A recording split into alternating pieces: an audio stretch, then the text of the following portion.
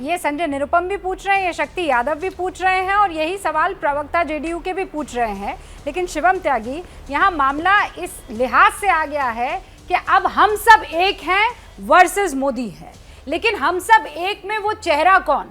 हमने वो तस्वीर देखी है और मैं वो चाहती हूँ केसीआर की जो प्रेस कॉन्फ्रेंस हो रही थी वो जरा दिखाई जाए, कैसे वहां पर नीतीश कुमार बार बार कह रहे थे चलिए अब, लेकिन चल बे ना करी। समझ में नहीं आ रहा था कि होने क्या वाला है वहां पर, केसीआर पसंद आ रहे हैं कि नहीं आ रहे हैं। अच्छा, इस जद्दोजहद में पास में बैठे हुए थे उप मुख्यमंत्री, उन्हें भी नहीं समझ में आ रहा था कि नीतीश जी का साथ दूं या फिर केसीआर का। रुबिका जी, आपके पहले सवाल का जवाब यह है कि 2013 में समाजवादी पार्टी आतंकवादियों पे से कुछ केसेस वापस ले रही थी। कोर्ट ने कहा कि अभी तो इनसे केसेस वापस ले रहे हो, कल क्या इनको पद्म विभूषण दे दोगे? भारतीय जनता पार्टी में जो नेता आए उनके खिलाफ जितने भी केसेस हैं क्या वो वापस हुए? आप कह सकते हैं कि उन पर ईडी सीबीआई पहुंची या नहीं पहुंची, लेकिन ये तो एक सच्चाई है कि केसेस तो एज इट इज उन पर हैं। अब आपके सवाल पर आता हूं, आपने कहा कि इस पर क्या होगा। जहां तक बात है विपक्ष के एक चेहरे की, वो होना लगभग असंभव है। उसका रीजन है महत्वाकांक्षाएं इतनी ज्यादा हैं। आज हम ऑलरेडी चुनाव के बहुत करीब हैं, एक जनरल इलेक्शंस के लिए इतना टाइम काफी नहीं है। आप किसी नेता से पूछकर देख लीजिए, यहां बैठे हैं माधव आनंद जी, आप इनसे पूछ लीजिए, आरजेडी के प्रवक्ता भी यहां पर हैं, इसके अलावा और भी प्रवक्ता हैं, आप किसी से पूछकर देखिए। भारतीय जनता पार्टी के प्रवक्ता के अलावा कोई भी एक प्रवक्ता अगर ये कह दे कि मैं कांग्रेस यानी कि राहुल गांधी या फिर इसके अलावा नीतीश कुमार जी या फिर ममता दीदी या फिर केसीआर या फिर अभी तो शरद पवार जी की बात ही नहीं हुई है या फिर कोई और, कोई एक भी नाम पर सहमत नहीं होगा। उसका रीजन है क्योंकि सबको लगता है कि कहां मौका हो जाए, जरा मेरी एक सीट एक्स्ट्रा आ जाए, तो मैं बन जाऊंगा। मैं ये करके देख लेती हूं। शुरुआत करते हैं माधव आनंद जी आपसे, बताइए 2024 में चेहरा कौन? कि 2024 देखिए, मैं ये पूछने से पहले शक्ति जी आपसे भी, संजय जी आपसे भी और माधव जी आपसे भी ये चैलेंज शिवम त्यागी दे रहे हैं कि आप तीनों में से कोई एक नाम तक नहीं ले पाएगा सिवाय जफर इस्लाम के कि प्रधानमंत्री नरेंद्र मोदी जो इस वक्त हैं वो चेहरा होने वाले हैं। आप तीनों नाम नहीं बता पाएंगे। माधव आनंद जी। रुबिका जी, 135 करोड़ की आबादी अपने देश की है और 135 करोड़ की आबादी में अगर बीजेपी या शुभम जी अगर ये बोलते हैं कि सिर्फ आदरणीय मोदी जी ही एक विकल्प के रूप में और दूसरा कोई प्रधानमंत्री बनने लायक ही नहीं है, तो ये दुर्भाग्य की बात है। नहीं, आप समझे नहीं। हाँ, मैं बता रहा हूँ, सवाल ये है कि बीजेपी ने तो चेहरा आगे कर दिया कि ये है नरेंद्र मोदी वर्सेस हु, वो नाम मैं समझ गया। अब शुभम भाई ने बोला कि असंभव, शुभम भाई इंग्लिश में कहावत है impossible itself says it is possible. मेरे शब्दों पर क्यों जा रहे हैं? नहीं, मैं बता रहा हूं नीतीश कुमार जी, मैं मान लेता हूं, अरे आप उनके प्रवक्ता हैं, आप तो खुल के बोल ही सकते हैं। कम से कम मैं क्या कहा कि प्रधानमंत्री का लक्ष्य जो है सो एक है, लक्ष्य यह है, लक्ष्य यह है कि बीजेपी को बाहर करना है। वो कैसे भी करेंगे? तो बीजेपी का लक्ष्य जब हम सब दाऊद इब्राहिम को प्रधानमंत्री बना देंगे, सब एक है, तो दाऊद इब्राहिम को पहला कर्तव्य, पहली ड्यूटी हम लोग की यह है कि जितनी भी विपक्षी पार्टियां हैं सब पहले एकजुट हो जाए। इस पर और जब एकजुट हो जाएंगे और समय व्यर्थ करने की आवश्यकता नहीं है। जवाब मिल गया, एकजुट ये तो पहले थे, निश्चित रूप से मतलब अपने ही नेता को प्रधानमंत्री के लिए एक्सेप्ट नहीं कर रहे हैं। क्योंकि मेरे नेता का प्रधानमंत्री बनने का ऐसा कोई ख्वाब नहीं, उन्होंने कई बार सार्वजनिक मंच से कहा है कि ऐसी मेरी कोई ख्वाब नहीं है। हाँ, राहुल गांधी, एज ए कार्यकर्ता, Rahul Gandhi, as a party leader, Rahul Gandhi जरूर चाहते हैं कि जो उनके पास अनुभव है उस अनुभव का लाभ देश को मिले। आप मानते हैं राहुल गांधी काबिल नहीं है? धीरे-धीरे बात कर लेते हैं। राहुल गांधी काबिल है प्रधानमंत्री के? कौन काबिल है नहीं काबिल है वो तो कांग्रेस बताएगी, वो भी कैंसिल है। शरद यादव काबिल है? आप तो क्या, ये तो क्विज राउंड तो हो नहीं रहा है कि आपने से क्वेश्चन पूछेंगे। आपको मैं क्या क्या, जब लक्ष्य बड़ा हो, करोड़ के लोगों की आकांक्षा है, वो जानना चाहते हैं त्यागी जी, आप भी बन सकते हैं प्रधानमंत्री। यही देश की खूबसूरती है, यही खूबसूरती। मैं 2024 में प्रधानमंत्री नहीं बन सकता, ये मैं कहता हूं, मैं नहीं बन सकता। किसी एक मैं कहने लगूं रुबिका जी बन सकते, नहीं बन सकती। जब लड़ेंगे नहीं तो बनेंगे नहीं। ये देश को मत गुमराह कीजिए कि 135 बनाएंगे। माधव आनंद जी, शिवम त्यागी ने जो सवाल पूछा था वो मुझे लगता है वो बहुत चालाकी से वो ये सवाल पूछ गए कि जवाब आप तीनों में से कोई नहीं दे पाएगा।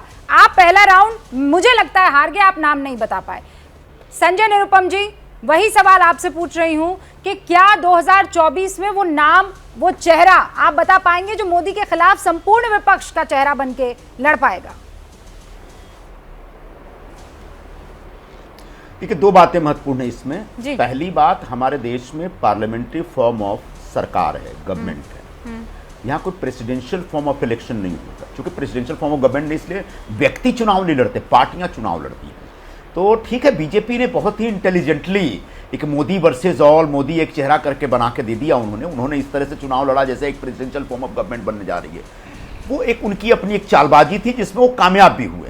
विपक्ष के लोग बिना वजह आपस में लड़ते झगड़ते रहे। जब पार्लियामेंट्री इलेक्शन होता है, लोकसभा जब पार्लियामेंट्री फॉर्म ऑफ गवर्नमेंट में चुनाव होता है तो नंबर मायने रखता है। बहुत सारी पार्टियां मिलकर चुनाव लड़ेंगी तो जिस पार्टी के पास ज्यादा एमपी होंगे उसका नेता स्वाभाविक तौर पर प्रधानमंत्री सर्वानुमत।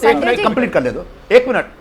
हाँ बता रहा हूं ना, थोड़ा पेशेंस रखिए ना, थोड़ा सा रखिए।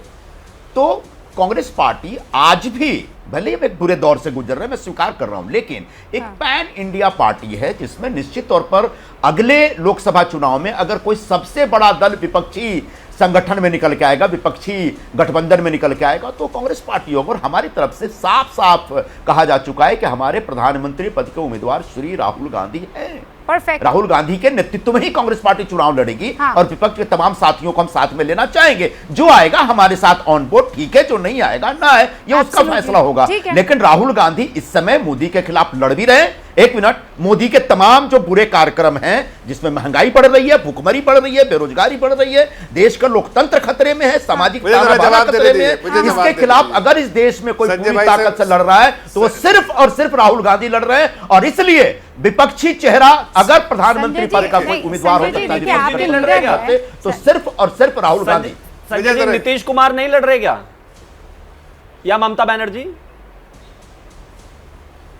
मैं मुझे एक सवाल करने दीजिए पार्टी की तरफ से। देखिए ऐसा है, एक मिनट मजाक में बात ना करें, थोड़ा सा सीरियस हो जाएं। सीरियस बात यह है कि जिसके पास बड़ा आंकड़ा होगा उसका नेता प्रधानमंत्री पद का उम्मीदवार मतलब अब राहुल गांधी जी प्रधानमंत्री अब नहीं है, फिलहाल ये तय हो गया है कि जिसके पास जैसा हिसाब नंबर 272 से ज्यादा है तो। एक मिनट, नहीं सर, चेहरा तो होगा ना विपक्ष का। एक मिनट जरा मुझे पूरी बात कर लेने दीजिए, बड़ी मेहरबानी होगी। मैंने आपको पूरा टाइम दिया, लेकिन तो मैं वही बता रहा हूं ना। आप कह रहे हैं राहुल गांधी, पर राहुल गांधी पर क्या ममता बनर्जी मान जाएंगी? क्या शरद पवार मान जाएंगे? क्या केसीआर मान जाएंगे? क्या नीतीश बाबू मान जाएंगे? क्या बहुत अच्छा सवाल, लालू प्रसाद बहुत अच्छा सवाल किया। नहीं, बहुत अच्छा, समझ में आया, बहुत अच्छा सवाल किया आपने। जहां पर जिन राज्यों में कांग्रेस डायरेक्ट मुकाबले में है वहां के किसी विपक्षी नेता से, निश्चित तौर पर वो नेता कांग्रेस के नेतृत्व को स्वीकार नहीं करेंगे, क्योंकि उनका राज्य में उनकी पॉलिटिक्स खतरे में पड़ जाएगी। जैसे केसीआर है, वहां डायरेक्ट कांग्रेस वर्सेस केसीआर चल रहा है, तो अगर कांग्रेस का नेतृत्व स्वीकार करें तो खतरे में पड़ जाएंगे। अभी तो आपकी पार्टी में ही जो लोग नहीं आएंगे वर्सेस चल रहा है। शशि थरूर कह रहे हैं ट्रांसपेरेंसी नहीं है, अध्यक्ष वर्सेस नॉन अध्यक्ष चल रहा है। पार्टी पहले अंदरूनी मसले पर लड़ ले और उसके बाद बाहर का। आप कह रहे हैं राहुल गांधी, ये आपके मन का कांग्रेस ही कह सकता है, एक लड़ने वाला कार्यकर्ता ये इच्छा जाहिर कर सकता है, लेकिन बाहर के लोग इसे मानेंगे कि नहीं, ये बहुत बड़ा सवाल है। जफर इस्लाम कुछ कहना चाहते हैं, फिर शक्ति जी मैं आपका रुक रुबैका जी 10 सेकंड मैं सवाल का जवाब दे दूं। संजय जी मैं आ रही हूँ। देखिए मैं तो कह रहा हूं कि अगर स्टूडियो में अभी संजय जी रहते और माधव आनंद जी और आरजेडी के ये तीनों एक साथ रहते तो आपको यहाँ पर अभी आपको फाइट दिख जाता है, सब आपस में लड़ जाते हैं। इसलिए कि तीनों को एक दूसरे के नेता पसंद नहीं है। ये कहने को कुछ भी कह दे, हकीकत तो ये है कि ऑपोजिशन अब ये राहुल गांधी को चाहे, राहुल गांधी कौन है भाई, कांग्रेस पार्टी के नेता है, लेकिन बाकी जो ममता बनर्जी यही कांग्रेस छोड़ के आई है। आपको देखिए बाकी पार्टियां जो है यही शरद पवार यही पार्टी कांग्रेस पार्टी को छोड़ के आए। आपने कोई नई राजनीति थोड़ी शुरू की है। परिवार से बिल्कुल, राजनीति का उसूल क्या है? दुश्मन का दुश्मन दोस्त, दुश्मन का दुश्मन दोस्त। तो ये तीनों भले ही एक दूसरे के नेता को पसंद ना करते हो, लेकिन दुश्मन को हराने के लिए ये लोग साथ आएंगे, आ चुके हैं। लेकिन राजा मेरा ही होगा पार्टी का। रुबिका जी ये भी एक रियलिटी है। दोस्त ठीक है, लेकिन प्रधानमंत्री मेरी पार्टी का बनेगा या बनेगी? शक्ति यादव जी का मामला बिल्कुल अलग है। शक्ति यादव जी का राजा नहीं बनेगा, वो राज्य का सीएम बनेगा। शक्ति यादव जी ये तो एकदम क्लियर है ना मामला अपना वाला। तो रुबिका जी आप लंबे समय से पॉलिटिकल चीजों को आप कवर कर रहे हैं। 4 में कौन था चेहरा? 2004 में कोई चेहरे नहीं थे, लेकिन चेहरे स्थापित हो गए। समय सब करा देता है, देश की मांग होगी, समय का इंतजार। देखिए, राजनीतिक जो विश्लेषण का जो आपने स्तर रखा है ये बिल्कुल अच्छी है, लेकिन अगर कोई राजनीतिक विश्लेषण करने वाला व्यक्ति निष्पक्षता के बजाय पक्षपाती बन जाता है तो उसकी पार्टी की धब्बा लग जाती है। हम उन विषयों पर नहीं जाना चाहता, मेरा इशारा रुबिका जी समझ गए होंगे, लेकिन सवाल अभी हमको भ्रष्टाचारी वो भी समझ गए, उनकी भी 32 आंख वो दिखाई देने लगी। नहीं शक्ति जी, मैं तो आप जहाँ इशारा कर रहे थे उस इशारे को जरा और सीधा कर रहे हैं। हाँ प्लीज रुबिका जी, हमको कहा गया कि भ्रष्टाचारी पार्टी के प्रवक्ता है, खुद बलात्कारी पार्टी के प्रवक्ता है, जो गुजरात के अंदर में जिनको सजा मिली संस्थागत रेप के मामले में, उसको ये माफीनामा दे दिए, जाकर के माला पहना दिए, तो बलात्कारी पार्टी के प्रवक्ता बन गए। नंबर 1। नंबर 3 पे आ जाइए। हमने कहा कि देश की पॉलिटिकल पार्टियां जो अरे भाई लालू यादव के बारे में बताओ। अरे भाई जनता को कन्विक्टेड, अरे बताओ, कुछ कन्विक्टेड लोग हैं रुको बताता हूं, राजनीति में, उसमें लालू यादव बताता हूं एकदम सुर्खियों में नाम आता है। अरे बताता हूं मिस्टर जफर, सुर्खियों में नाम आता है। मैं जानता हूं, बताता हूं। अरे मैं बताता हूं। अरे मिस्टर जफर इस्लाम बोलने से, मिस्टर जफर इस्लाम बोलने से कुछ नहीं होगा। अरे सुनो, तेजस्वी यादव पूरा परिवार के बारे में मालूम है, पूरे परिवार को जफर इस्लाम बोलने से क्या परिवार का करप्शन मालूम है? या बैठ के क्या बकबक कर रहे हो? परिवार के बारे में जान लो, क्या पूरा दिखा दे, क्या कितने क्राइम में कितने करप्शन, क्यों? अरे कितने करप्शन में फंसे हुए हो? पूरा तेजस्वी यादव से लेके, उसकी बहन से लेके, उसके भाई से लेके, बाप से लेके, माँ से लेके, बाबू से लेके, भागना से लेके, सभी लोग तो सभी लोग पड़े हुए नहीं, ऐसा मत कीजिए। Shakti Yadav ji, please I request both of you, आप दोनों बहुत सज्जन, नहीं आप दोनों बहुत सज्जन लोग हैं। मैं प्लीज शक्ति यादव जी, आपने कभी भी मर्यादा यहाँ क्रॉस नहीं की है। मर्यादा क्या? बाप बेटा दोनों, एक सेकंड, जफर इस्लाम साहब, करके बैठा, बेटा करप्शन, जफर इस्लाम साहब प्लीज, जफर इस्लाम साहब आप समझ रहे हैं इस वक्त जो टीवी देख रहा है, आपके जो व्यूअर्स हैं, एक सेकंड शक्ति यादव जी और जफर इस्लाम साहब की आवाज कम कीजिए, एक सेकंड आप दोनों की आवाज, आप दोनों इस बात को समझिए। देश में इस वक्त जो डिबेट अब बच्चे भी देखते हैं, ये सिर्फ ऐसा नहीं है कि घर में बड़े डिबेट देख रहे हैं, अब पूरा परिवार मिलकर डिबेट देखता है, और आप लोग क्या सामने रिफ्लेक्शन देने की कोशिश करेंगे?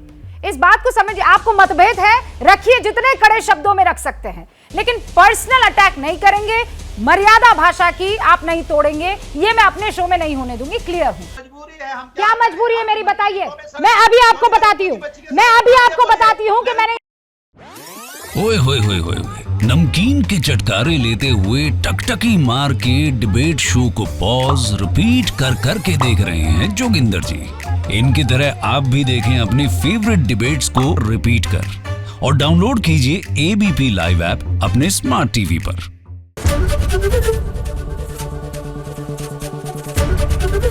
एबीपी न्यूज आपको रखे आगे।